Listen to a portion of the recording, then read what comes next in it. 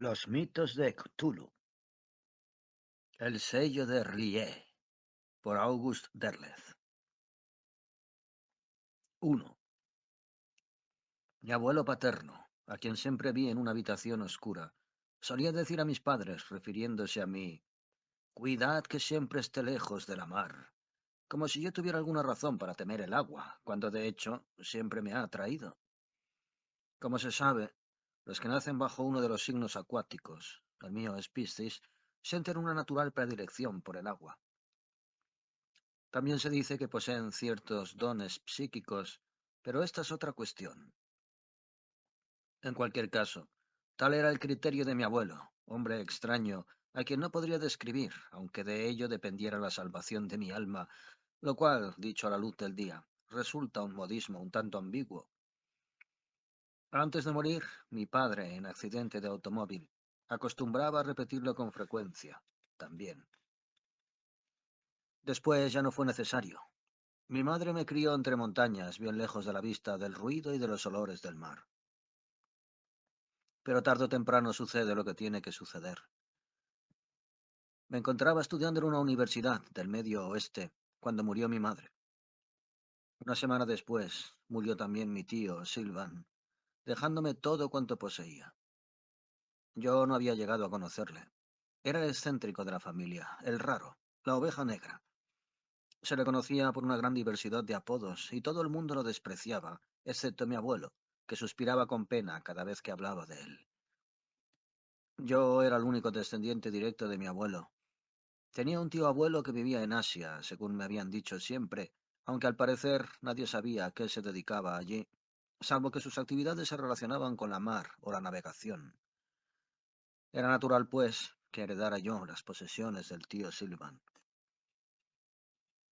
Tenía dos propiedades, y daba la casualidad de que ambas lindaban con la mar. Una se hallaba en un pueblo de Massachusetts llamado Innsmouth, y otro estaba también en la costa, pero bastante al norte de dicho pueblo. Después de pagar los derechos reales, me quedó dinero suficiente para no tener que volver a la universidad ni verme obligado a emprender trabajos que no me apetecían. Mi propósito era precisamente llevar a cabo lo que me había sido prohibido durante 22 años, ver la mar y tal vez comprar un balandro, un yate o lo que quisiera. Pero las cosas no iban a suceder como yo deseaba. Fui a Boston a ver al abogado y después marché a Innsmouth. Me pareció un pueblo extraño. La gente no era cordial. Algunos me sonreían cuando se enteraban de quién era yo, pero en sus sonrisas había algo extraño y enigmático, como si supieran algo inconfesable de tío Silvan. Afortunadamente, la finca de Innsmouth era la más pequeña de las dos.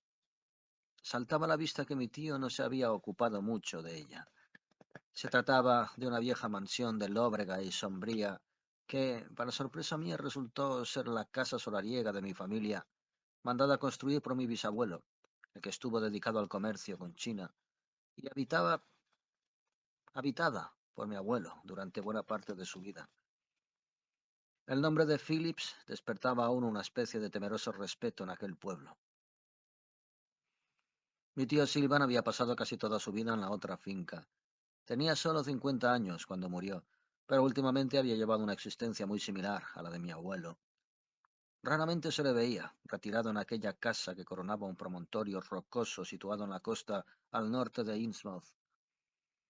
No era lo que un amante de la belleza llamaría una casa encantadora, pero de todos modos tenía su atractivo, y por mi parte lo capté inmediatamente. Desde el primer momento sentí como si aquella casa perteneciese a la mar. En ella resonaba siempre el Atlántico.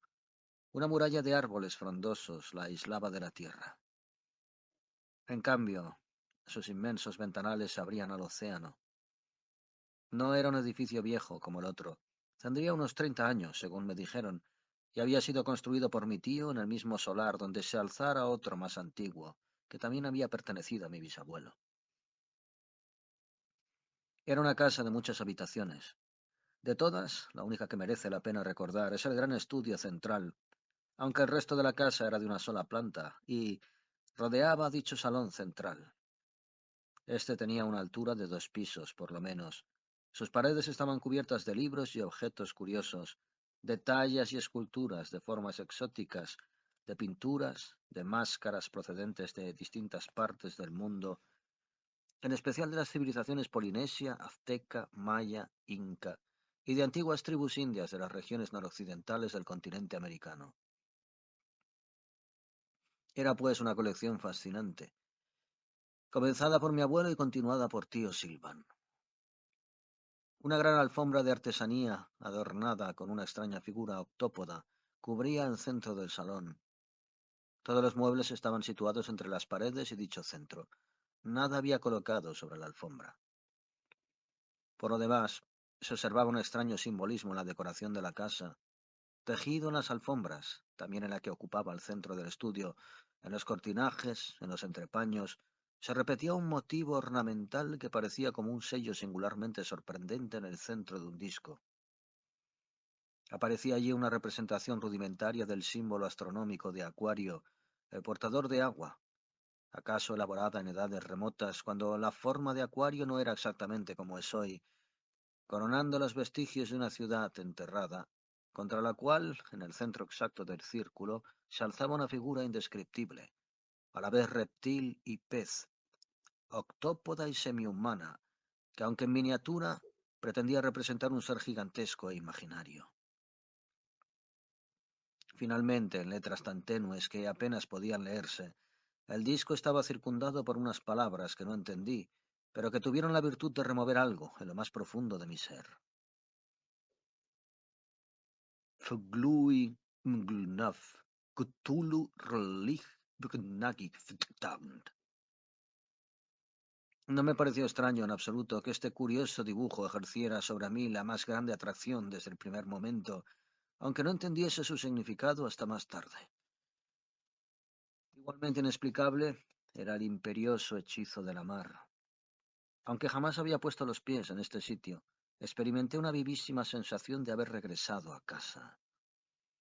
Nunca en mi vida había pasado de Ohio hacia el este. Lo más cerca que estuve de la costa fue con ocasión de unas esporádicas excursiones al lago Michigan y al lago Hurón. Esta atracción innegable que sentía hacia la mar la atribuía a una tendencia ancestral que me venía de familia. ¿No habían trabajado mis antepasados en la mar y habían formado sus hogares junto a la costa?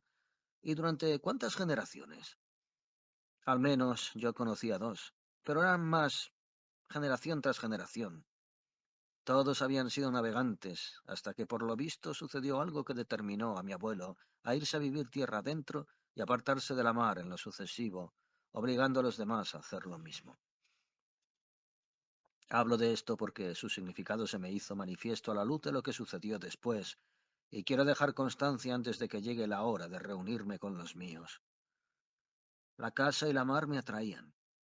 Ambas constituían mi hogar. Incluso esta palabra cobraba más sentido en ellas que en la morada que tan felizmente compartiera con mis padres unos años antes.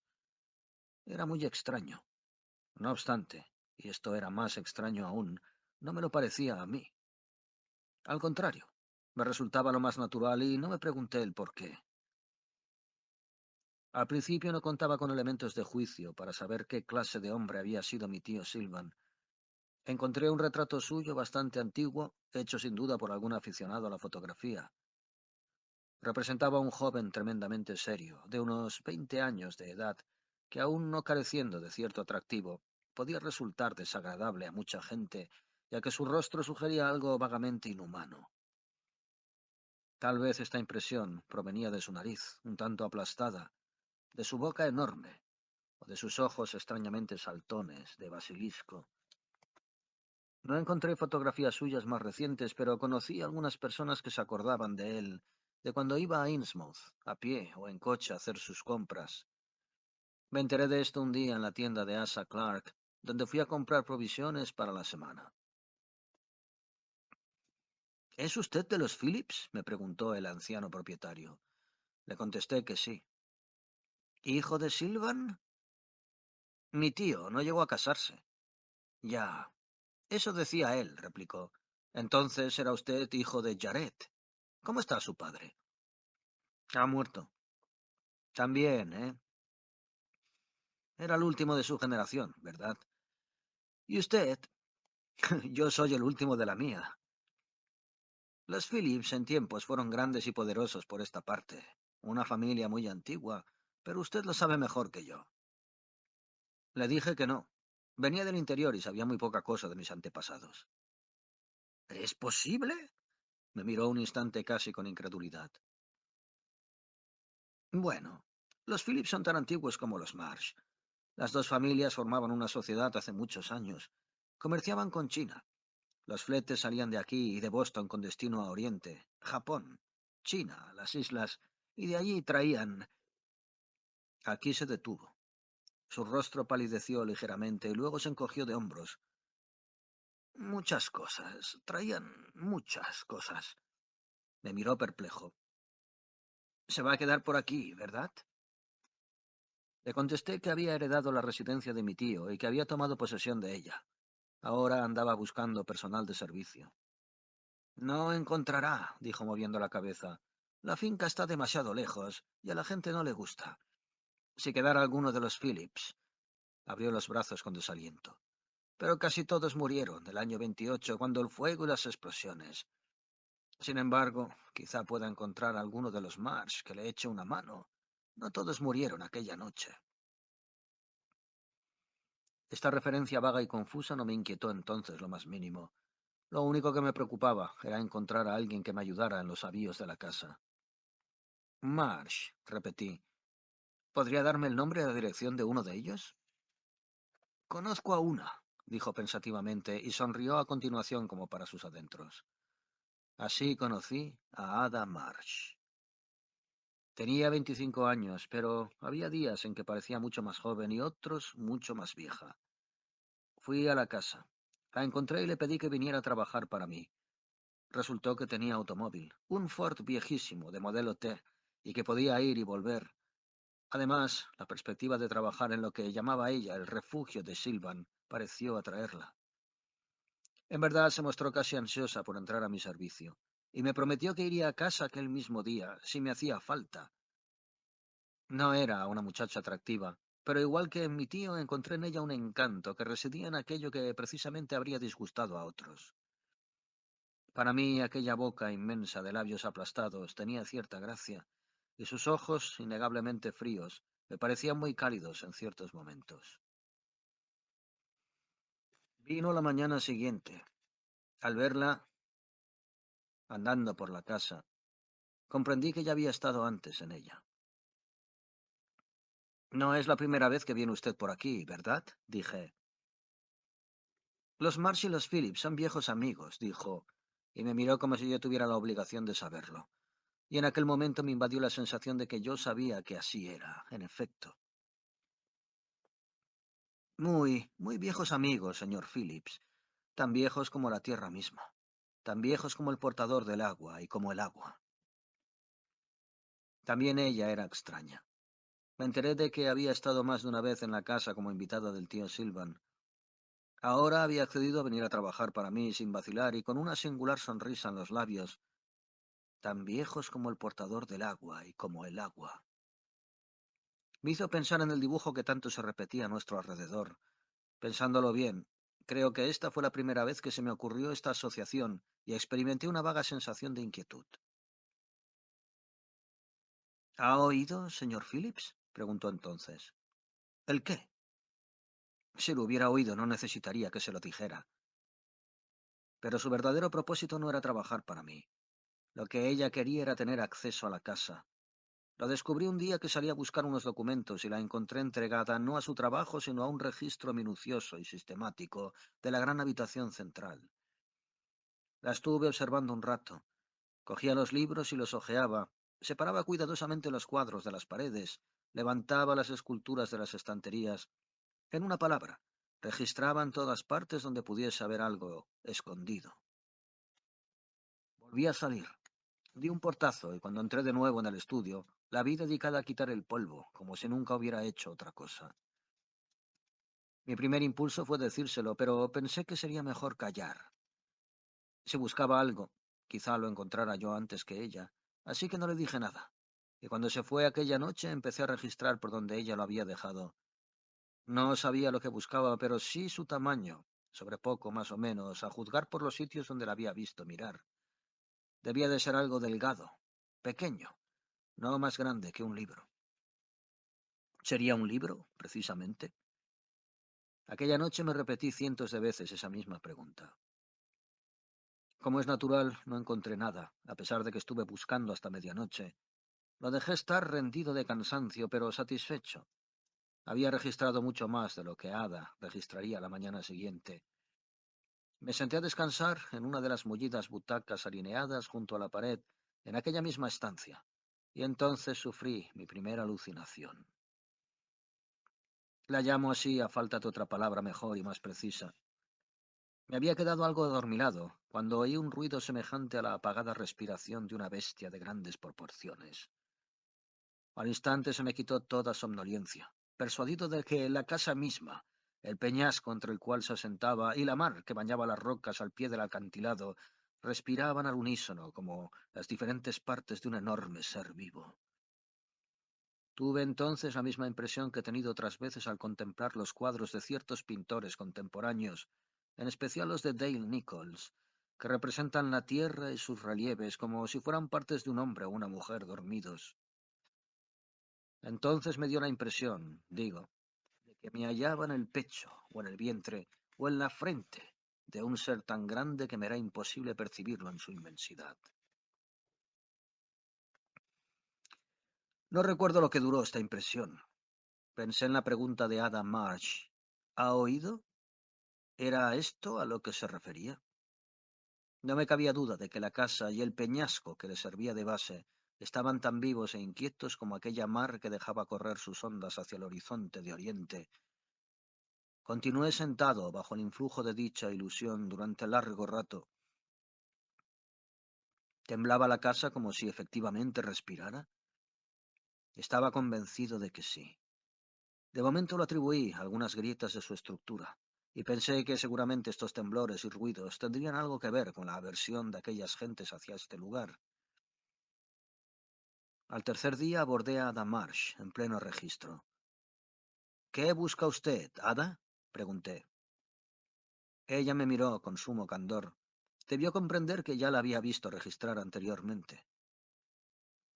Su tío investigaba algo, y yo he creído que a lo mejor había descubierto lo que buscaba. A mí también me interesaba. Y quizá usted.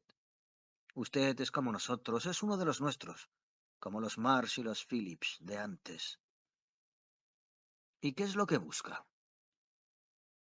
Puede ser un cuaderno de notas, un diario, unos papeles. Encogió los hombros. Su tío me dijo muy poca cosa, pero yo lo sé. Se iba muy a menudo y a veces estaba ausente durante largas temporadas. ¿A dónde? Tal vez había alcanzado su objetivo, porque jamás se iba por carretera. Tal vez pueda descubrirlo yo. Negó con la cabeza. Usted no tiene idea. Usted es como un forastero. ¿Pero me podría usted explicar algo? No. Nadie se atrevería a hablar de eso a una persona demasiado joven para comprender. No, señor Phillips, no le diré nada. No está usted preparado. Aquello me hirió. Me sentí ofendido. Sin embargo, no quise despedirla. Su actitud era como de desafío. 2. 2 días más tarde di con lo que buscaba Ada. Los papeles de mi tío Silvan estaban ocultos en un lugar donde Ada había mirado al principio, detrás de un estante de libros raros, pero se hallaban guardados en un cajoncito secreto que abrí por pura casualidad. Allí encontré un diario, muchos recortes y varias hojas de papel cubiertas con la letra menuda de mi tío. Inmediatamente lo llevé todo a mi habitación y lo guardé, como si temiera que a esas horas de la noche pudiera venir Ada Marsh a arrebatármelos. Cosa absurda, porque no solo no le tenía miedo, sino que me sentía atraído hacia ella, muchísimo más de lo que podía haberme imaginado la primera vez que la vi. Incuestionablemente, el descubrimiento de los papeles supuso un giro radical en mi existencia. Digamos que mis primeros 22 años habían transcurrido monótonos, como en un compás de espera, y que los primeros días de mi estancia en la residencia de tío Silvan habían constituido como una fase de latencia, previa a mi acceso a un nuevo plano biológico. Mi mutación se desencadenó, sin duda, con el descubrimiento y la lectura, evidentemente, de los papeles. Pero del primer párrafo, donde se posaron mis ojos, no entendí ni una palabra. Plataforma Cont Sub Extremo Norte INS, extendiéndose CURP hasta Aprox Singapur. Origen Ponapé, a suponer R, en Pacífico, cerca Ponapé. Sostiene que R está cerca de INS. Brink, autores lo suponen en las profundidades. Podría ocupar R, totalmente la plataforma Cont de INS a Singapur. Este era el primer párrafo. El segundo era aún más desconcertante. C, que aguarda soñando en R, es todo en todo y en todas partes. Él está en R, en Ins y Ponapé, entre las islas y en lo más hondo. Los profundos. ¿Dónde tuvieron Obat y Cyrus el primer contacto? ¿En Ponapé o en una de las islas menores? ¿Y cómo? ¿En tierra o bajo las aguas? Pero en el tesoro que acababa de encontrar no había solo notas de mi tío. Había también otros documentos con revelaciones aún más turbadoras, como por ejemplo una carta del reverendo Jabez Lovell Phillips, dirigida hacía más de un siglo a una persona que no nombraba. Decía así: cierto día de agosto de 1797, el capitán Obadiah Marsh, acompañado de su primer piloto Cyrus Alcott Phillips, comunicó que su barco, el Cory, había naufragado con toda su tripulación en las Marquesas. El capitán y el primer piloto arribaron al puerto de Innsmouth en un bote de remos sin muestra alguna de sufrimiento ni fatiga, no obstante haber recorrido una distancia de varios miles de kilómetros en una embarcación prácticamente incapaz de realizar esa proeza. A partir de entonces, comenzó en Innsmouth una serie de sucesos que convirtieron al pueblo en un lugar maldito en el curso de una generación. Surgió una raza extraña entre los Marsh y los Phillips, y cayó una maldición sobre sus descendencias. No se sabe de dónde salieron las mujeres que el capitán y el primer piloto tomaron por esposas, pero dieron a luz una camada de seres endemoniados y prolíficos que nadie pudo contener, y contra la cual no me han valido mis plegarias al Señor. ¿Qué son esas bestias que salen de las aguas a retozar en las altas horas de la noche? Algunos decían que eran sirenas, pero creer eso es necedad. ¿Qué habían de ser, sino las hordas malditas engendradas por Marsh y por Phillips? No continué leyendo. Este lenguaje me llenaba de inquietud. Volví a coger el diario de mi tío y busqué la última anotación. R está donde yo me figuraba. La próxima vez veré al propio C, aletargado en las profundidades en espera del día de su resurgimiento. Pero no hubo próxima vez para tío Silvan, sino la muerte. Antes de esta última anotación había muchísimas más. Evidentemente mi tío se había ocupado de cuestiones que estaban fuera de mis alcances. Hablaba de Cthulhu y R'lyeh, de Hastur y Yoigor, de Sub-Niggurath y Yog-Sothoth, de la meseta de Leng, de los fragmentos de Sussex, del Necronomicon, de la galería de Marsh, del abominable hombre de las nieves, pero de lo que hablaba con más frecuencia era de R'lyeh, del gran Cthulhu, el R y el C de sus papeles, y de la búsqueda que él había llevado a cabo, la cual, como bien se deducía de sus escritos, tenía por objeto descubrir los refugios de esos seres, o los seres que se refugiaban en esos refugios, que yo apenas sí lograba distinguir los unos de los otros según la forma con que él anotaba sus ideas. Desde luego sus notas estaban redactadas para uso personal, de forma que sólo él las entendería. Yo no tenía ningún marco de referencia al que poder recurrir.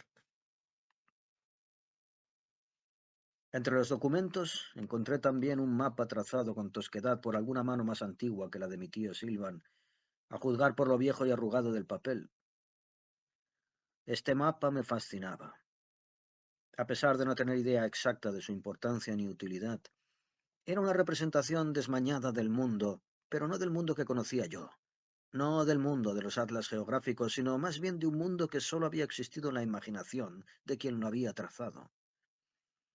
En el corazón de Asia, por ejemplo, el artista había situado la Mes, Lenk, y al norte de esta, en el lugar que correspondía a Mongolia, estaba Kadaz, en el desierto de hielo, zona que era definida como un continuo tempo espacial coextensivo.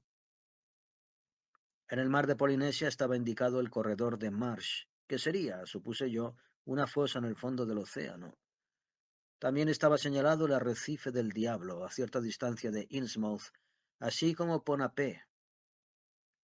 Estos últimos puntos eran perfectamente reconocibles, pero los demás nombres geográficos de aquel mapa fabuloso eran absolutamente desconocidos para mí. Escondí mi botín en un lugar donde a Ada Marsh no se le ocurriría buscarlo, y regresé, pese a lo tarde que era ya, a la habitación central. Allí, como movido por un instinto, busqué sin vacilar en el estante tras el cual había descubierto los papeles. En él estaban algunos de los libros que mencionaba tío Silvan en sus notas, los fragmentos de Sussex, los manuscritos pnacóticos, los Cultes de Gaulle del conde de Arlet, el libro de Yvonne, los Unausprechlichen Kulten de von Junz y muchos otros.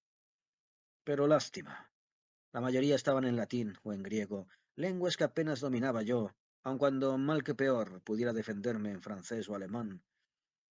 No obstante, descifré lo bastante de esos como para sentir miedo de verdad, para sentir terror, y a la vez una excitación no exenta de cierta euforia, como si mi tío Silva me hubiese legado no solo la casa y sus propiedades, sino también sus investigaciones, y una ciencia que ya era vieja millones de años antes de aparecer el hombre.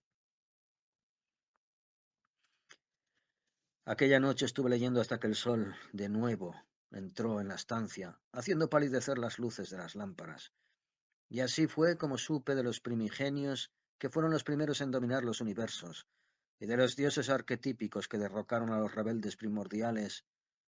Entre estos primordiales se contaban el gran Cthulhu, morador de las aguas, Hastur, que dormía en el lago de Ali, en las Híadas, y Oxothoth, que es todo en lo uno y uno en el todo, y Zacua, el que camina sobre el viento, Yoigor, el que pisa las estrellas, Ctuga, que habita en el fuego, el gran Azathoth, y todos habían sido vencidos y expulsados a los espacios exteriores, donde esperarían el día remoto en que, con ayuda de sus seguidores, podían alzarse para vencer a las razas humanas y someter a los dioses arquetípicos.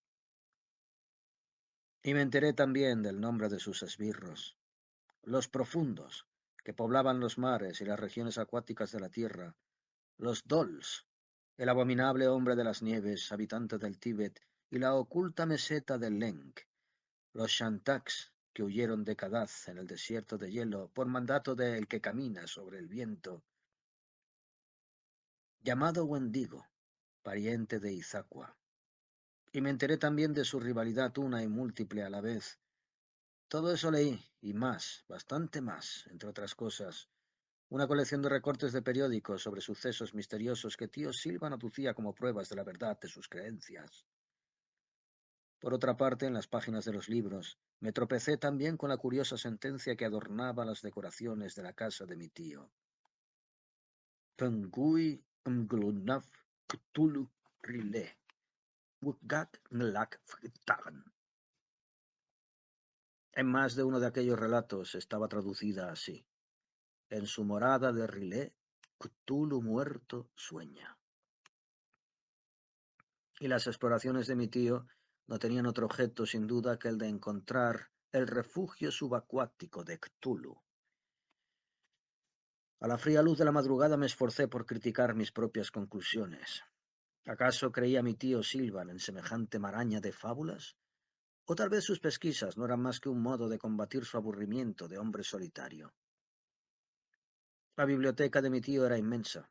Abarcaba toda la literatura universal.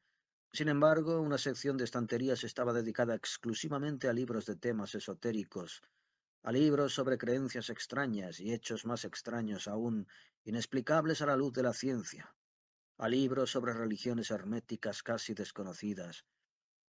Tenía además una abundante cantidad de álbumes con artículos recortados de periódicos y revistas, cuya lectura me produjo a la vez una sensación de miedo y una chispa de irresistible regocijo. En efecto, estos hechos, relatados de manera prosaica, constituían una prueba singularmente convincente a favor de los mitos en que creía mi tío. De todos modos, aquella mitología no constituía ninguna novedad. Todas las creencias religiosas, todos los mitos, cualquiera que sea la cultura a que pertenecen, poseen una cierta analogía en sus fundamentos. Siempre giran en torno a la lucha entre las fuerzas del bien y las fuerzas del mal. Este tema también formaba parte de las teorías de mi tío. Los primigenios y los dioses arquetípicos, que según lo que pude colegir, venían a ser lo mismo, representaban el bien original. Los primordiales representaban el mal. Como sucede en muchas religiones, apenas se nombraba a los dioses benefactores, en este caso a los dioses arquetípicos. En cambio, se citaba continuamente a los primordiales, que aún eran adorados y servidos por multitud de seguidores esparcidos por toda la Tierra y los espacios interplanetarios. Los primordiales no solo combatían a los dioses arquetípicos, sino que luchaban también entre sí, en un empeño supremo por la dominación final. Eran en suma representaciones de las fuerzas elementales, y cada uno correspondía a un elemento. Cthulhu, el agua; Cthulhu, al fuego; Izaqua, al aire; Astur, a los espacios siderales. Otros representaban las grandes fuerzas primitivas. Shub-Niggurath, mensajera de los dioses; la fertilidad. Yog-Sothoth, el continuo tempo espacial; Azathoth, en cierto modo el principio del mal. ¿No resultaba en definitiva una mitología muy semejante a los demás? Los dioses arquetípicos pudieron convertirse andando el tiempo en la trinidad de las religiones judeocristianas. Los primordiales, para la mayoría de los creyentes, se transformaron después en Satán y Belcebú, Mefistófeles y Azrael. Lo único que me inquietaba era que existiesen a un tiempo los originales y sus copias, pero tampoco esto tenía demasiada importancia porque ya se sabe que en la historia de la humanidad se superponen continuamente distintos eslabones evolutivos de una misma creencia. Más aún, había ciertos datos que permitían suponer que los mitos de Cthulhu eran muy anteriores no solo al cristianismo, sino incluso a las creencias de la antigua China y de los albores de la humanidad, habiendo logrado sobrevivir en determinadas regiones de la Tierra. Entre los Cho-Cho del Tíbet y los Yeti de las altas mesetas de Asia, así como entre cientos y ciertos seres extraños que habitaban en la mar, conocidos como los profundos, híbridos anfibios nacidos de antiguos apareamientos entre humanoides y batracios, o producto quizá de ciertas mutaciones aparecidas en el curso de la evolución humana. Tales mitos habían sobrevivido igualmente de manera reconocible en determinados símbolos religiosos muy posteriores. En Quetzalcoatl y otros dioses aztecas, mayas e incas, en los ídolos de la isla de Pascua, en las máscaras ceremoniales de los polinesios y los indios americanos de la costa noroccidental, donde aún persistían como motivos ornamentales formas tentaculares y octópodas, análogas a las que simbolizan a Cthulhu. En resumen, podía decirse con seguridad que los mitos de Cthulhu eran antiquísimos. Aún escribiéndolos al reino de la pura teoría, me sentía abrumado por la tremenda cantidad de artículos que había recogido mi tío. Las prosaicas reseñas periodísticas contribuyeron no poco a hacerme dudar de mi escepticismo por su tono aséptico y puramente informativo. Tales artículos, además, no procedían de la prensa sensacionalista, sino de revistas serias como el National Geographic. Total, que me quedé hecho un mar de confusiones. ¿Qué pudo haberle pasado a Johansen con su barco Emma, sino lo que él mismo declaró? ¿Acaso cabía otra explicación? ¿Y por qué el gobierno americano envió destructores y submarinos para machacar con cargas de profundidad los alrededores del arrecife del Diablo frente al puerto de Innsmouth? ¿Y por qué la policía detuvo a tantos vecinos de Innsmouth a quienes no se volvió a ver nunca más? ¿Y el incendio que se declaró por toda la comarca costera, acabando con muchos otros? ¿Cómo explicar todo esto si no era cierto que se habían descubierto extraños ritos entre gentes de Innsmouth que mantenían relaciones diabólicas con ciertos seres que habitaban en la mar, a los cuales se les veía en el arrecife del diablo durante la noche. ¿Y qué le sucedió a Wilmarth, en la montañosa comarca de Vermont, cuando en el curso de sus investigaciones acerca de los cultos a los arcaicos se acercó demasiado a la verdad? ¿Y qué fue de todos los escritores que habían tomado el asunto como pura ficción? Lovecraft, Howard, Barlow, o lo habían enfocado de forma científica como Ford, cuando se hallaban a punto de desvelar el misterio. Murieron. Murieron o desaparecieron como Wilmarth, y casi todos de muerte prematura cuando todavía eran jóvenes. Mi tío tenía sus obras, aunque de todos ellos solo Lovecraft y Ford las habían publicado en forma de libro. Los leí, y lo que decían me inquietó aún más porque me pareció que las fantasías de Howard Phillips Lovecraft se hallaban tan cerca de la verdad como los hechos, tan inexplicables para la ciencia, recogidos por Charles Ford. Aunque los relatos de Lovecraft fueran fantasías, se ceñían a los hechos, aún rechazando los recopilados por Ford, que subyacen bajo las creencias del género humano. En sí mismos, estos relatos eran cuasi míticos, como el destino final de su autor, cuya muerte prematura llegó a suscitar infinidad de leyendas que dificultaban aún más la tarea de esclarecer la verdad desnuda. Pero había llegado el momento, para mí, de ahondar en los secretos contenidos en los libros de mi tío y de bucear en sus anotaciones y colecciones de artículos. Una cosa estaba clara. Mi tío había creído en ello hasta el punto de emprender la búsqueda del reino sumergido, o de la ciudad sumergida, de R'lyeh. Yo no sabía si era reino ni ciudad, o si rodeaba la Tierra desde la costa atlántica de Massachusetts hasta las islas del Pacífico, pero sí sabía que era allí donde había sido desterrado Cthulhu, muerto, y sin embargo, no muerto. Cthulhu muerto sueña, decía más de un relato, en espera de que llegue el momento de rebelarse nuevamente contra el poderío de los dioses arquetípicos e imponer su dominio en el universo entero. Pues, ¿acaso no es cierto que si triunfa el mal, se convierte en ley de vida, y entonces es justo combatir el bien? ¿Acaso no es la mayoría la que impone la norma y que en ella no cabe lo anormal, o como dice la humanidad, el mal, lo abominable? Mi tío había buscado a Rillier y había descrito sus investigaciones de manera sobrecogedora. Había descendido a las profundidades del Atlántico, desde esta casa suya que se asoma a la costa hasta el arrecife del diablo y aún más allá. Pero no decía qué medios había empleado. ¿Había utilizado un equipo de buzo? ¿Acaso una batisfera? Por la casa no descubrí el menor rastro de aparatos de sumergión. Sus largas ausencias, por otra parte, se debían a estar ausente por dichas exploraciones. Y con todo no citaban en absoluto sus aparatos, ni estos habían aparecido entre sus bienes. Si Rillier era el objeto de los afanes de mi tío, ¿qué pretendía Adam Marsh? Tenía que averiguarlo. Para ello dejé al día siguiente algunas notas de mi tío sobre la mesa de la biblioteca. Me las arreglé para poder vigilarla en el momento en que las descubriera. Su reacción no dejó lugar a dudas. Lo que ella buscaba era lo que yo había encontrado. Ada Marsh conocía la existencia de sus papeles, pero ¿cómo? Entré. Antes de que pudiera abrir la boca, me abordó.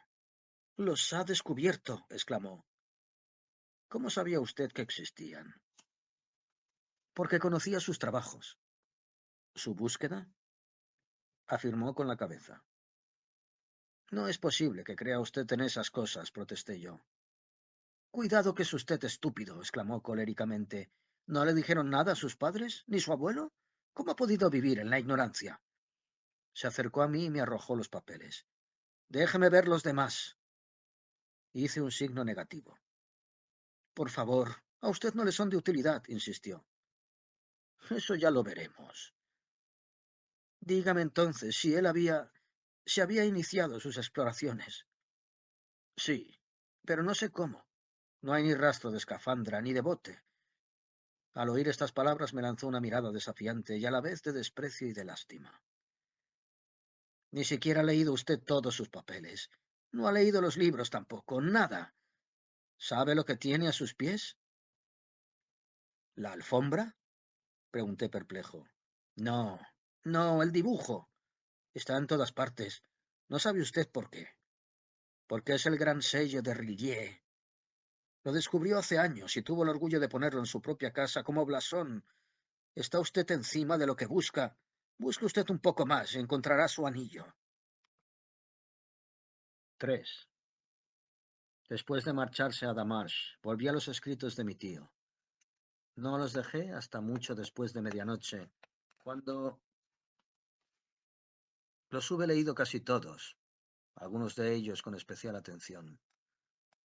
Me resultaba difícil creer aquello, a pesar de que mi tío no solo lo había escrito íntimamente convencido de su veracidad, sino que además parecía haber tomado parte en algunos de los hechos que describía.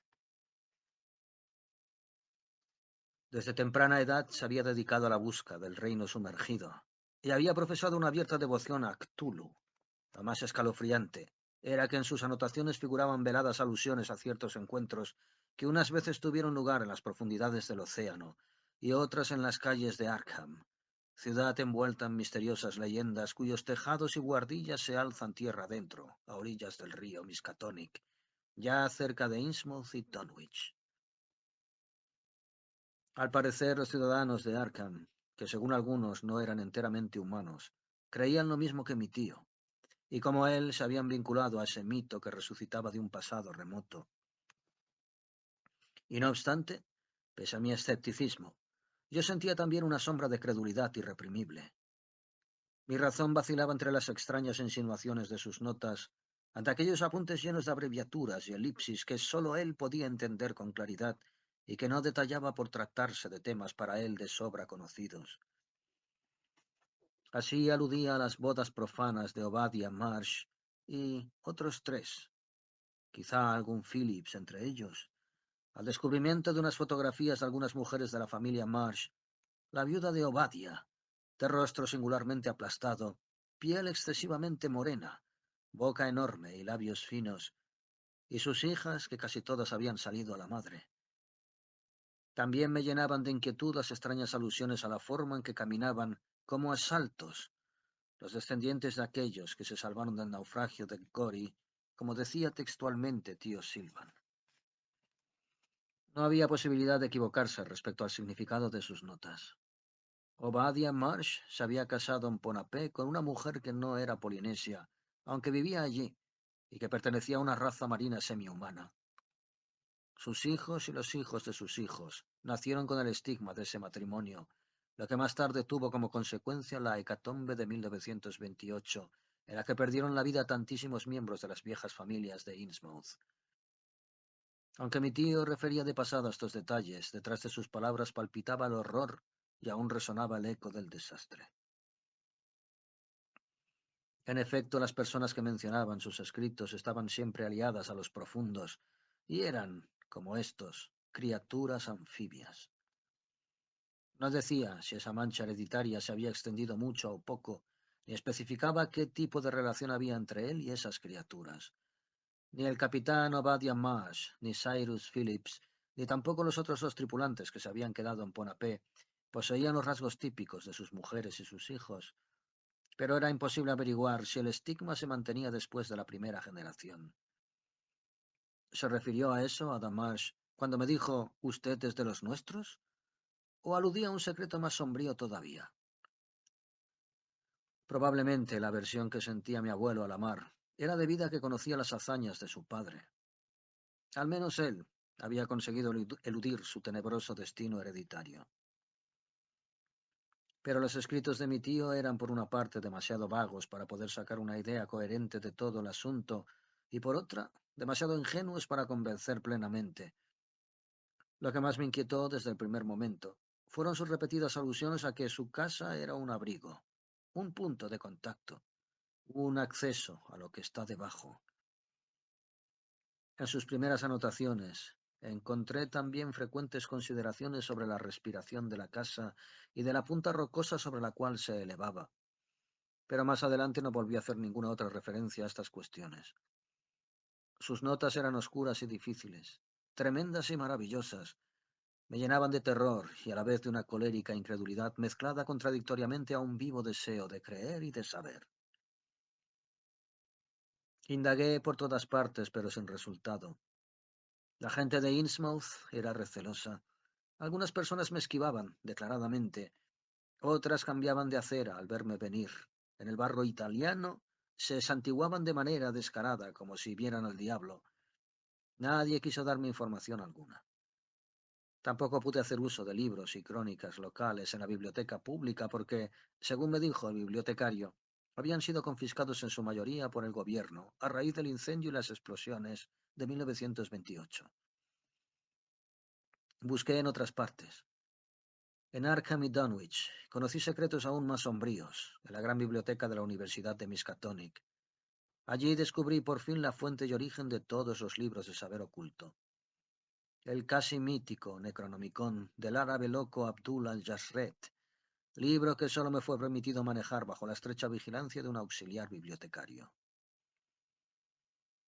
Unas 2 semanas después de haber descubierto los papeles de mi tío, encontré la sortija. La encontré donde menos habría imaginado, y sin embargo era un sitio bien lógico, en un paquete de objetos personales remitido por la empresa de pompas fúnebres, que estaba guardado en un cajón del escritorio. El anillo era de plata maciza, y tenía montada una piedra de color lechoso que parecía una perla, aunque no lo era, y en su superficie llevaba grabado el sello de Rie. Examiné atentamente. A primera vista no tenía nada de extraordinario, salvo su tamaño. Sin embargo, el hecho de llevarla puesta traía consigo efectos inimaginables. Apenas me la hube colocado en un dedo, cuando sentí como si ante mí se abrieran dimensiones nuevas, o como si los horizontes habituales retrocediesen ilimitadamente. Todos mis sentidos se aguzaron. Lo primero que noté a este respecto fue el susurro de la casa y el peñasco, acompasado ahora al blando movimiento de la mar. Era como si la casa y la roca se elevaran y descendieran con las olas. Incluso me parecía oír el rítmico vaivén del agua bajo el mismo edificio. Al mismo tiempo, y tal vez esto tenía mayor importancia, cobré conciencia de un luminoso despertar psíquico. Gracias a la sortija percibí la opresiva existencia de unas fuerzas invisibles incalculablemente poderosas que tenían la casa de mi tío como punto focal. En una palabra, notaba como si yo atrajese las inmensas fuerzas elementales que me rodeaban, como si se precipitasen sobre mí hasta convertirse en una isla azotada por una mar embravecida, batida por un torbellino de huracanes.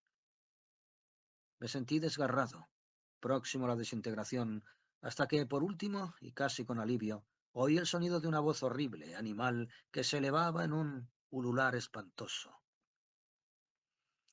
No provenía de la mar ni del cielo, sino de las profundidades de la tierra, de debajo de la casa. Me arranqué la sortija del dedo y en el acto todo se calmó. La casa y el peñasco volvieron a su quietud y soledad. Los vientos y las aguas que habían estremecido el mundo se apaciguaron y se extinguió todo rumor. La voz se acalló restableciéndose el silencio. Mi vivencia extrasensorial había terminado, y nuevamente pareció como si las cosas recobraran su primitiva actitud de espera. La sortija de mi tío era pues un talismán, clave de su sabiduría y acceso a otras regiones del ser.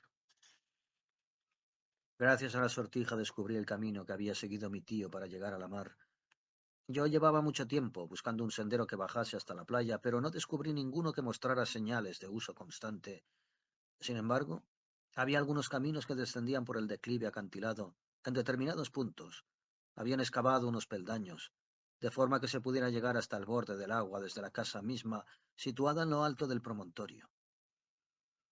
Pero no había sitio para varar una embarcación, y el agua allí era profunda. En aquel paraje me bañé varias veces con una sensación de goce casi irracional. Tan grande era el placer que me daba el nadar. Pero había muchas rocas, y la playa quedaba demasiado lejos del promontorio para cubrir la distancia a nado, a menos que se tratara de un buen nadador, como, para asombro mío, comprobé que era yo.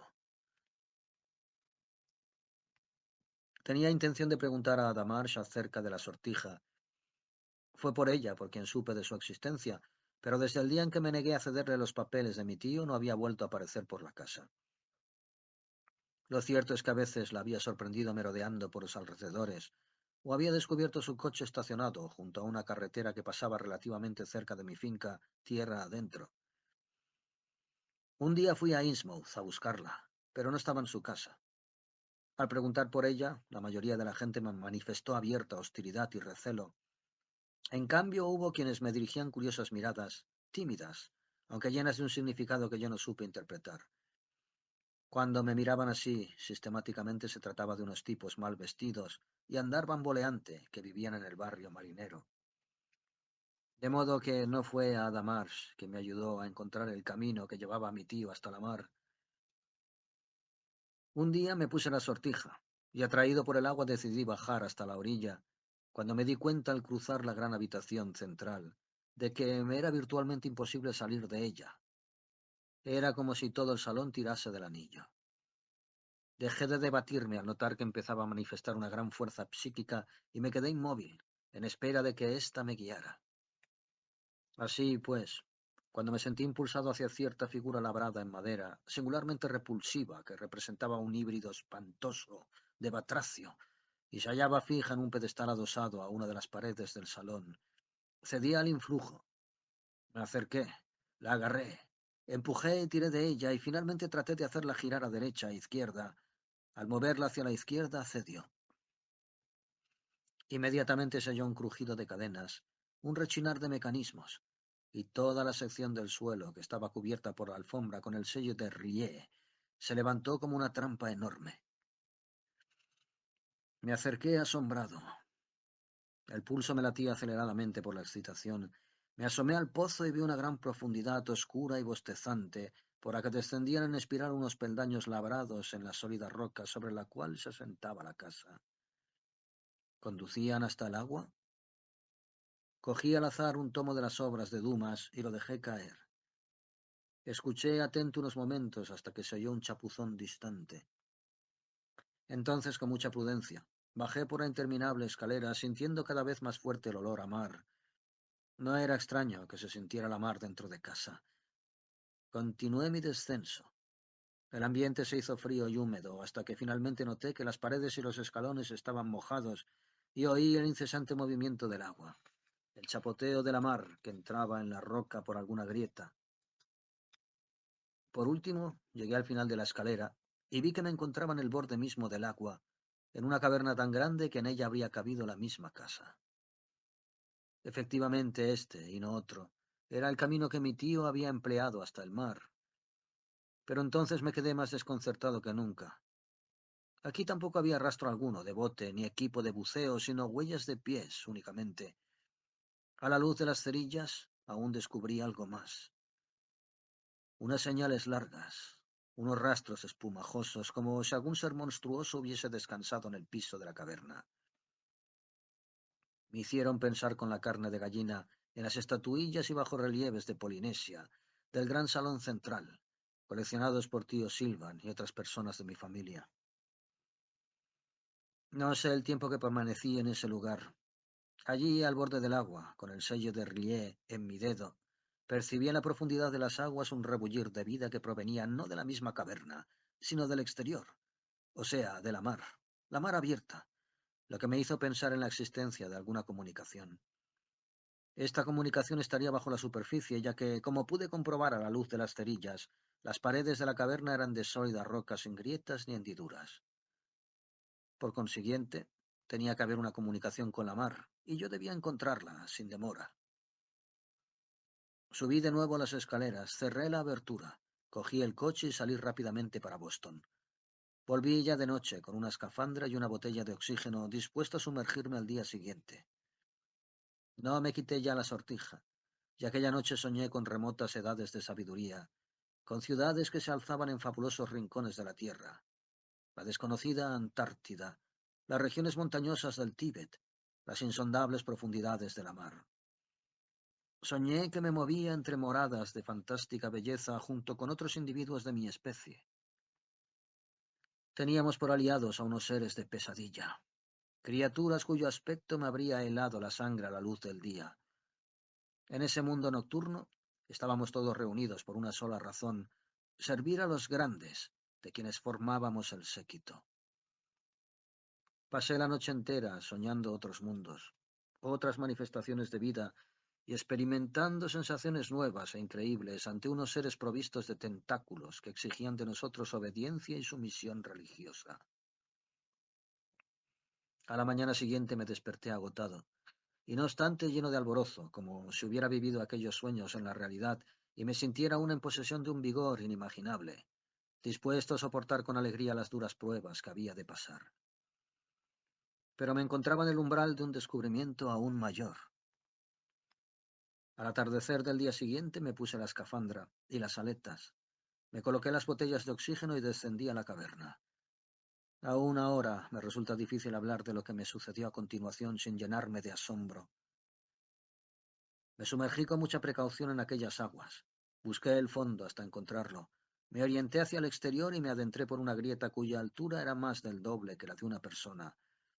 De pronto llegué a su desembocadura y de allí sin más me lancé al vacío y comencé a descender hacia el fondo del océano, a través de un mundo gris verdoso de rocas y arena, de vegetación acuática que ondeaba y se retorcía bajo la luz difusa de las profundidades.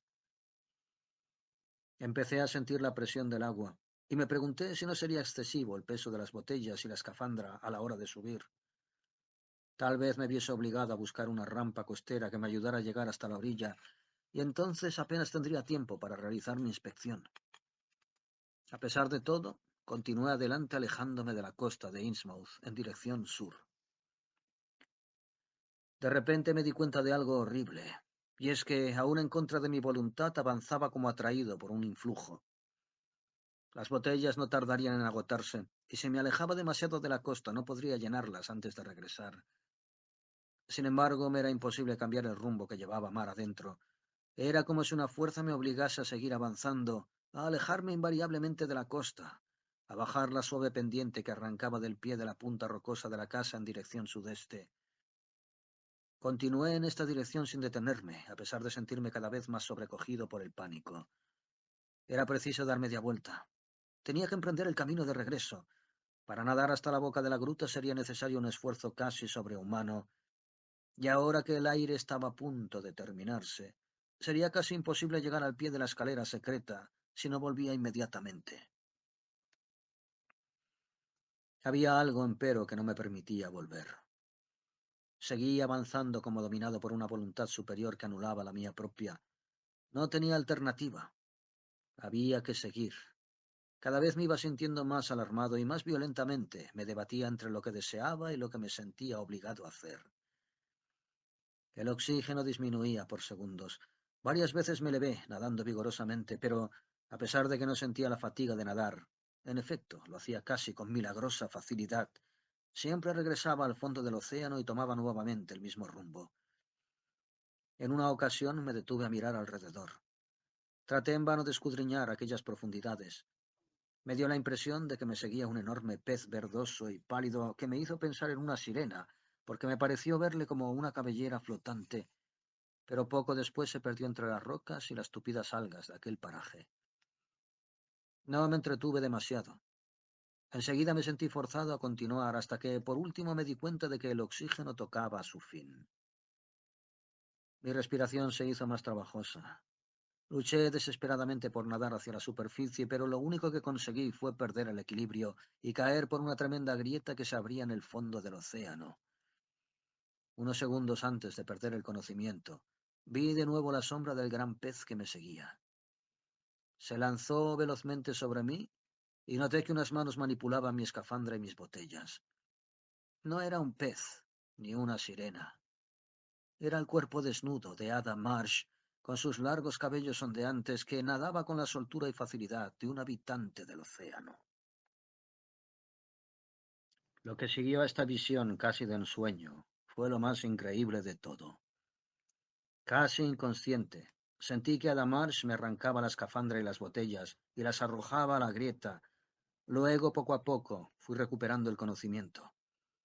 Ada Marsh me arrastraba con sus dedos fuertes y robustos, nadando, no hacia la superficie, sino hacia adelante, y descubrí que yo podía nadar con la misma facilidad que ella, y como ella, abría y cerraba la boca como si respirara a través del agua. Y así era, en efecto. Sin sospecharlo, poseía un don ancestral que ponía ahora a mi alcance todas las inmensas maravillas de la mar. Podía respirar sin necesidad de salir a la superficie. Era anfibio. Ada avanzaba delante de mí, y yo la seguía. Yo era veloz, pero ella lo era más. Ya no caminaba pesadamente por el fondo del océano, sino que cruzaba el agua impulsado por unos brazos y unas piernas que estaban hechos para nadar. Sentí el gozo triunfal e incontenible de moverme libremente en el agua, hacia una meta que vislumbraba vagamente. Ada me señalaba el camino. Yo la seguía de cerca, mientras allá arriba, en el mundo de los hombres, el sol se hundía en el ocaso. Moría el día, se apagaba el resplandor del horizonte, y la luna, como una hoz, encendía la última luminaria de la tarde. A esa hora subimos a la superficie, a lo largo de una pared rocosa que acaso pertenecía a la costa o a una isla. Cuando salimos a flote, vi que estábamos lejos de tierra, junto a un arrecife que emergía de la mar y desde el cual se podían ver las luces parpadeantes de un puerto lejano. Miré en torno, buscando con los ojos a Adam Marsh. La vi a la luz de la luna y me senté en la roca a su lado. Entre nosotros y la costa se balanceaban las sombras de unos botes. Entonces supe dónde estábamos. En el arrecife del diablo, frente a Innsmouth, donde una vez, antes de la desastrosa noche de 1928, nuestros antecesores habían confraternizado con sus hermanos de las profundidades. ¿Cómo pudiste ignorarlo?, preguntó Ada. Has estado a punto de morir asfixiado. Si no llego a seguirte, nunca tuve ocasión de enterarme. ¿Cómo crees que salía tu tío a explorar, más que así? Lo que buscaba tío Silvan era lo mismo que buscaba ella. Ahora lo buscaría yo también. Encontraríamos primero el sello de Rillier, y después al que duerme y sueña en las profundidades, al ser cuya llamada había sentido en mí, el gran Cthulhu. Ada estaba segura de que Rillier no se hallaba frente a Innsmouth, y para demostrarlo, me condujo de nuevo a las simas que se abren al pie del arrecife del diablo. Allí me enseñó las grandes construcciones megalíticas, ahora en ruinas como consecuencia de las cargas de profundidad arrojadas en 1928, donde muchos años antes los primeros Marsh y Phillips habían mantenido contacto con los profundos. Y nadamos entre las ruinas de la que en tiempos fuera gran ciudad, y entre ellas vi al primero de los profundos, y su visión me llenó de horror. Era una caricatura grotesca de un ser humano en forma de rana. Nadaba con unos movimientos exagerados, idénticos a los de los batracios. Se nos quedó mirando descaradamente con sus ojos abultados, sin ningún miedo, pues reconocía en nosotros a sus hermanos del exterior. Seguimos descendiendo entre monolitos, hasta llegar al piso del océano. La destrucción había sido enorme allí. De ese mismo modo habían sido derruidas otras ciudades submarinas, merced al empeño de un reducido número de hombres determinados a evitar el regreso del gran Cthulhu. Después subimos y regresamos a la casa del promontorio, donde Ada había dejado sus ropas. Allí hicimos un pacto que nos uniría mutuamente, y proyectamos un viaje a Ponapé para continuar nuestra búsqueda. A las 2 semanas salimos con rumbo a Ponapé en un barco fletado, cuya tripulación ignoraba por completo el objeto del viaje. Confiábamos en el éxito. Teníamos la esperanza de encontrar lo que buscábamos en alguna de las islas de Polinesia no registradas en las cartas de navegación, y una vez hallado, nos uniríamos para siempre con nuestros hermanos de la mar, con los servidores que aguardan el día de la resurrección, cuando Cthulhu y Hastur y Yoigor y Yog-Sothoth se levanten de nuevo para vencer a los dioses arquetípicos en la titánica lucha que ha de venir. En Ponapé establecimos nuestro cuartel general. Unas veces partíamos directamente desde allí para investigar. Otras zarpábamos en nuestro barco haciendo caso omiso de la curiosidad de los tripulantes. Registramos las aguas y en algunas ocasiones tardamos varios días en volver. Mi metamorfosis no tardó mucho tiempo en completarse. No me atrevo a decir cómo ni de qué nos alimentábamos en aquellas expediciones submarinas. Una vez cayó al agua un gran avión de una línea comercial, pero eso no sucedió más que una sola vez. Baste decir que sobrevivíamos, que hice cosas que solo un año antes me habrían parecido propias de bestias, que únicamente nos impulsaba a seguir adelante la urgencia de nuestra búsqueda y que nada nos importaba, sino vivir y alcanzar la meta que nos habíamos propuesto. ¿Cómo describir lo que vimos y pedir después que se me crea? Encontramos las grandes ciudades del fondo oceánico. La más grande de todas, la más antigua, se hallaba frente a la costa de Ponapé. En ella pululaban los profundos.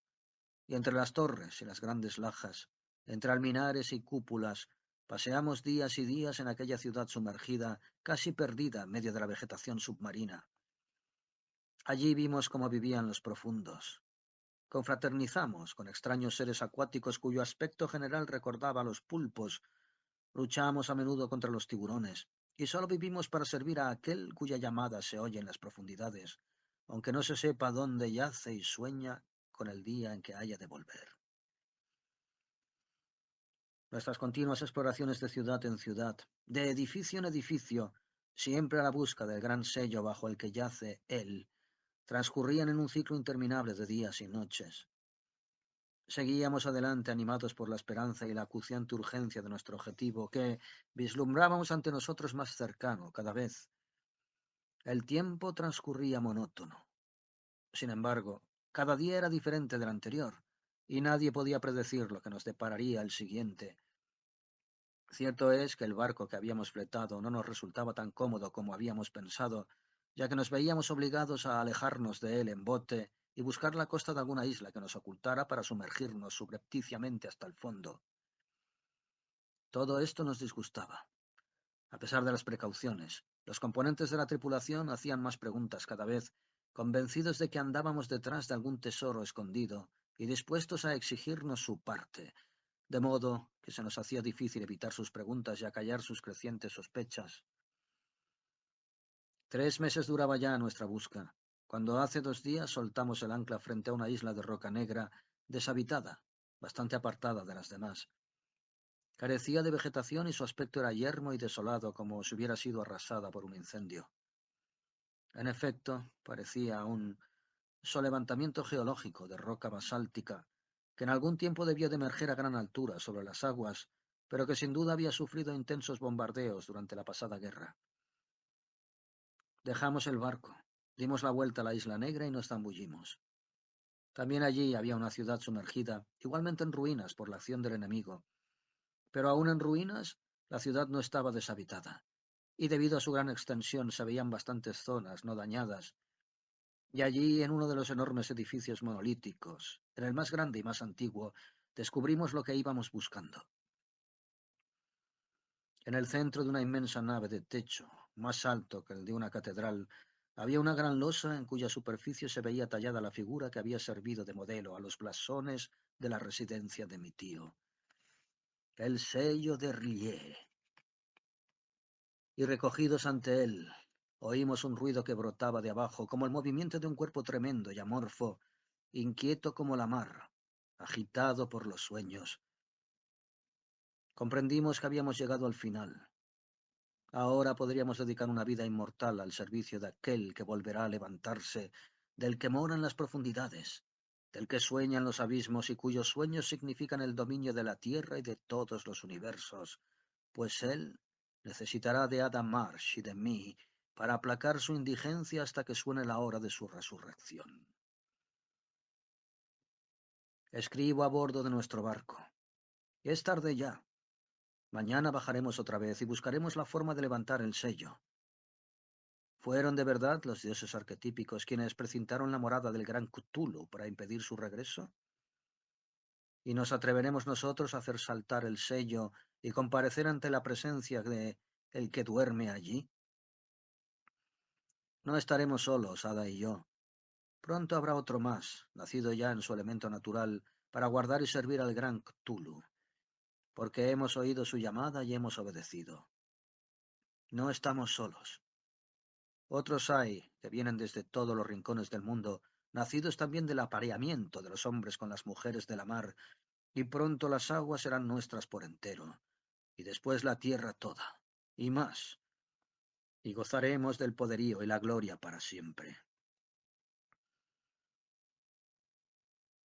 Suelto aparecido el 7 de noviembre de 1947 en el Times de Singapur. La tripulación del barco Rogers Clark ha sido puesta hoy en libertad, después de haber sido detenida con motivo de la desaparición del señor Marius Phillips y de su esposa, que habían fletado la citada embarcación para realizar ciertas investigaciones en las islas de Polinesia. El señor y la señora Phillips fueron vistos por última vez en las proximidades de un islote situado más o menos a 47 grados 53 latitud sur y 127,37 longitud oeste. Se habían alejado en bote y abordaron la isla por la orilla opuesta a la que estaban fondeando el barco. Al parecer, del islote se lanzaron al agua, según varios miembros de la tripulación, quienes afirman haber presenciado un asombroso movimiento de agua en aquella parte de la isla. El capitán, que estaba en el puente junto con el primer piloto, declaró que ambos vieron cómo su patrón y su esposa eran lanzados al aire por un geyser y cómo se sumergieron después. No volvieron a aparecer, aunque el barco estuvo aguardándoles varias horas. Al registrar la isla, hallaron las ropas de ambos esposos en el bote. En el sucucho de proa encontraron un manuscrito fantástico, con pretensiones de veracidad, pero que naturalmente solo contiene hechos ficticios. El capitán Morton dio parte a la policía de Singapur. No se ha encontrado rastro alguno del matrimonio Phillips.